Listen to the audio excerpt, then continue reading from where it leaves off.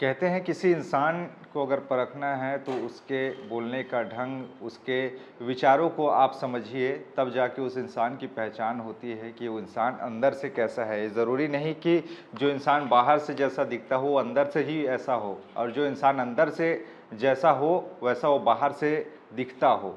इस ढंग के मामले आपने कई बार सुने भी होंगे, लेकिन इस समय जो सबसे बड़ा चर्चा हमारे देश में है वो एक यूट्यूबर और एक कॉमेडियन के शो को लेकर है, जिसमें जिस तरह की अभद्रता का परिचय उन्होंने दिया और माता पिता के ऊपर में जिस तरह से अभद्र टिप्पणी की, जिसके बाद में पूरे के पूरे देश में उनके खिलाफ एक माहौल बनता चला गया। यहाँ तक राजनीतिक दलों के जो नेता हैं वो लोग भी बड़ी संख्या में सामने आए और कहा, इसका विरोध किया कि इन्होंने गलत किया है, इनकी जो बोलने का ढंग है, इनका कमेंट पसंद नहीं आया।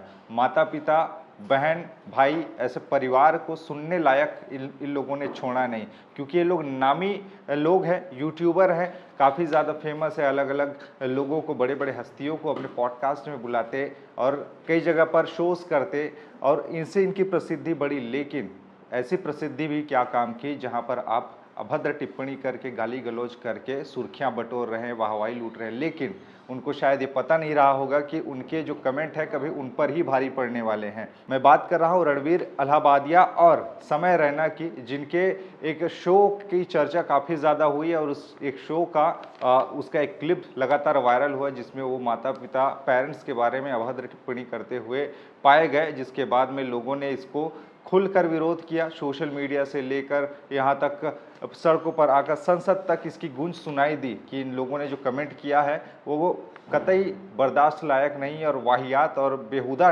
किस्म का इन लोगों का कमेंट है, और इस पर कोई ना कोई एक्शन होना चाहिए। कई जगहों पर महाराष्ट्र से लेके असम तक इनके खिलाफ में आपराधिक मामले एफआईआर दर्ज कराए गए कि इन्होंने गलती की, इनको तो सजा होनी चाहिए, इनको गिरफ्तार किया जाना चाहिए, ऐसे करके। और मुझे लगता है चाहे महिला हो या पुरुष, इस प्रकार के भद्दे मजाक सोसाइटी इसको कभी भी एक्सेप्ट नहीं करती और ना ही ये एक्सेप्टेबल है।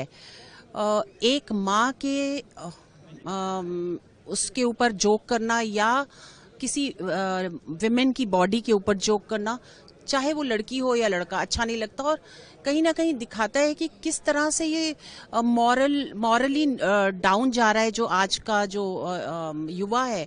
आप अपने मतलब के पेरेंट्स के कौन सी स्टोरी बता रहे हो? आप उनकी कौन सी बातें कर रहे हो?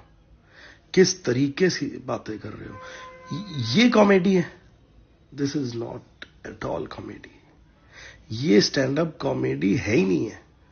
लोगों को गालियां देना, लोगों को गालियां सिखाना, ये कौन सी जनरेशन, मेरे को समझ ही नहीं आ रहा कि ये जनरेशन है कौन सी।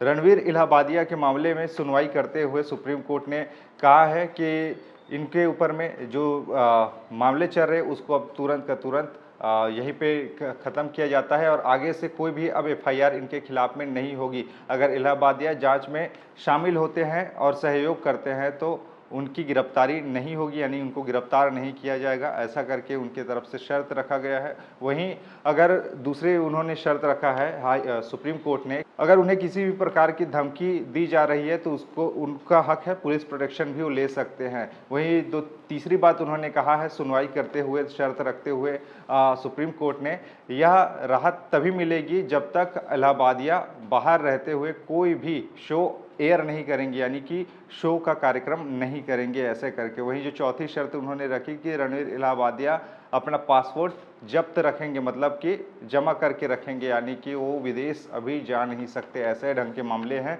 और इस मामले में तल्ख टिप्पणी आई है क्योंकि इन्होंने हरकत ही ऐसी की है, जिस ढंग की इनकी टिप्पणी है उसके बाद में लगातार अलग अलग लोगों ने इनके खिलाफ में विरोध जताया और राजनीतिक हस्ती प्रियंका चतुर्वेदी, शिवसेना की प्रवक्ता, राज्यसभा से सांसद, उन्होंने भी सदन में इस बात को उठाया और उन्होंने भी इसको लेकर नाराजगी जताई है। कम्युनिटी गाइडलाइंस आती हैं इस प्लेटफॉर्म में, usually the community guidelines are followed by what where they are registered, तो वो भी community guidelines keeping in mind the sensitivity and constitutional morality, that is their responsibility, ये करनी पड़ेगी। मैं ये तो आईटी कमेटी में मैं इस मुद्दे को उठाने ही वाली हूँ। ऐसे कई लोग हैं जिन्होंने इस मामले में अपनी प्रतिक्रिया दी है और इसका विरोध जताया है। अब उम्मीद ऐसा कर सकते हैं कि आगे से जितने भी लोग कॉमेडी करते हैं और जिस ढंग की अश्लील टिप्पणियां करते हैं, गाली गलौज वाली कंटेंट बनाते हैं, जो कंटेंट क्रिएटर कहते हैं अपने आप को और कहते हैं कि हम सेलिब्रिटी हैं, सेलेब्स हैं और लोग हमको जानते पहचानते हैं, और उसके चलते ये लोग अश्लीलता जिस तरीके से समाज में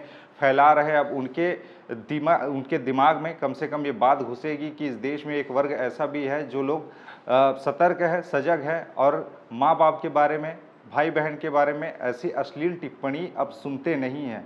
अब शायद ऐसे लोगों पर असर होगा, कितना असर होगा ये समय बताएगा, लेकिन सुप्रीम कोर्ट का फटकार लगा है रणवीर इलाहाबादिया को। अब आगे क्या होगा, जांच में सहयोग वो करने की बात कर रहे हैं। अब आगे से इनके दिमाग में कुछ असर पड़ेगा कि नहीं पड़ेगा, बाकी लोगों में पड़ेगा कि नहीं पड़ेगा, ये देखने वाली बात होगी। आपको क्या लगता है इस पूरे मामले पर, क्या इनको कोई फ़र्क पड़ने वाला है या नहीं? क्या आगे से जो गाली गलौज वाले वीडियोस आते हैं, कंटेंट बनाते हैं, क्या उसमें कमी आएगी, नहीं आएगी? इस पर आपके विचार क्या है, नीचे हमें बताइएगा।